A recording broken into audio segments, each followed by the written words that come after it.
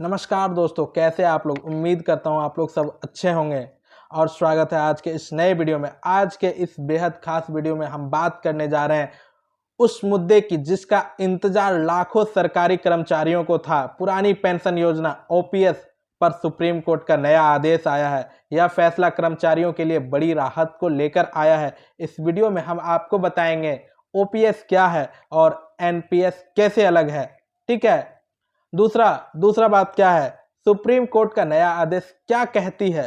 तीसरा, किन कर्मचारियों को इसका सीधा फायदा मिलेगा। चौथा, सरकार और यूनियन का क्या रुख है। पांचवा, आगे क्या संभावनाएं बन रही है।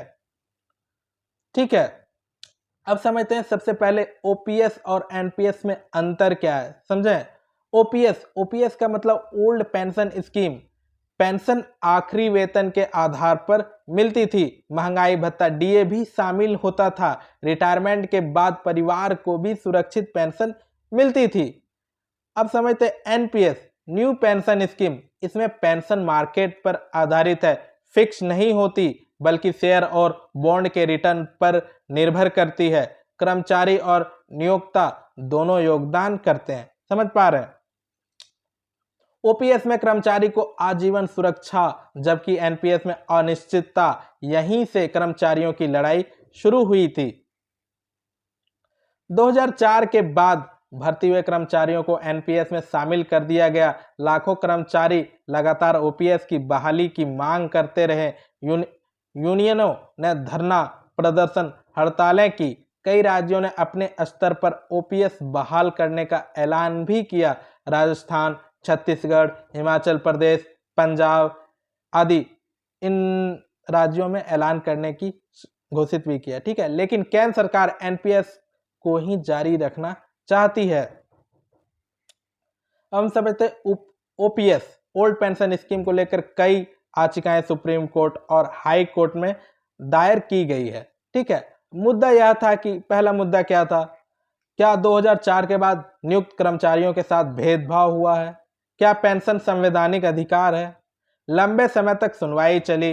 अब आखिरकार सुप्रीम कोर्ट ने एक अहम आदेश जारी किया है। सुप्रीम कोर्ट ने कहा है, पेंशन सिर्फ अनुग्रह, चैरिटी नहीं है, बल्कि यह अधिकार है। सरकार को कर्मचारियों के भविष्य को सुरक्षित रखना होगा। जो कर्मचारी 2004 से पहले नियुक्त हुए उन्हें ओपीएस का लाभ मिलेगा। जिन कर्मचारियों की भर्ती प्रक्रिया 2004 से पहले शुरू हुई थी लेकिन ज्वाइनिंग बाद में हुई, वो भी ओपीएस के दायरे में आएंगे। इस आदेश में लाखों कर्मचारियों को राहत मिलेगी। कोर्ट ने यह भी कहा है कि सरकार को पेंशन नीति पर पूर्ण विचार करना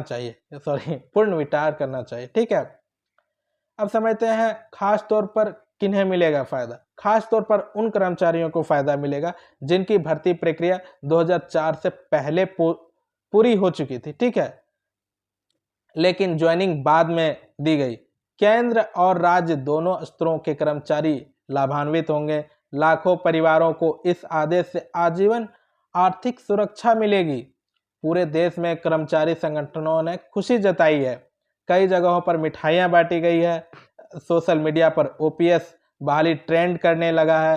रिटायर होने वाले कर्मचारियों को सबसे ज्यादा राहत। ठीक है, अब सरकार और अर्थव्यवस्था पर इसका क्या असर पड़ेगा। ओपीएस से सरकार पर वित्तीय बोझ बढ़ेगा। एनपीएस में यह बोझ कम होता है, इसलिए सरकार ओपीएस से बचना चाहती थी, लेकिन सुप्रीम कोर्ट का आदेश आने के बाद सरकार को कदम उठाना पड़ेगा। हो सकता है आने वाले बजट में ओपीएस को लेकर बड़ा ऐलान हो। अब विपक्ष और राजनीति क्या कहता है, इसको हम समझते हैं। विपक्ष दल लगातार ओपीएस बहाली की मांग कर रहे थे। चुनावी राज्यों में यह बड़ा मुद्दा बन चुका है। सुप्रीम कोर्ट का आदेश विपक्ष और ताकत देगा। भविष्य की संभावनाएं क्या है, इसमें समझते हैं। संभावना है कि आने वाले समय में ओपीएस पूरी तरह से बहाल हो, लेकिन यह भी संभावना है कि सरकार ओपीएस और एनपीएस का हाइब्रिड मॉडल लेकर आए। कर्मचारियों के लिए यह फैसला ऐतिहासिक साबित होगा। दोस्तों, सुप्रीम कोर्ट का यह फैसला कर्मचारियों की लंबी लड़ाई की जीत है। ओपीएस बहाली से लाखों परिवारों को आर्थिक सुरक्षा मिलेगी। आने वाले समय में सरकार को आर्थिक सुरक्षा मिलेगी। ठीक है, आने वाले समय में सरकार पर दबाव बढ़ेगा कि वह ओपीएस को पूरी तरह लागू करे। अगर आप भी सरकारी कर्मचारी हैं तो यह आपके लिए बेहद ही खुशी की खबर है। अगर आप हमारे चैनल पर पहली बार आए हैं तो चैनल को सब्सक्राइब करें, ठीक है, और बेल आइकन दबाना ना भूलें। मिलते हैं अगले एक और नई अपडेट के साथ, तब तक के लिए बहुत बहुत धन्यवाद।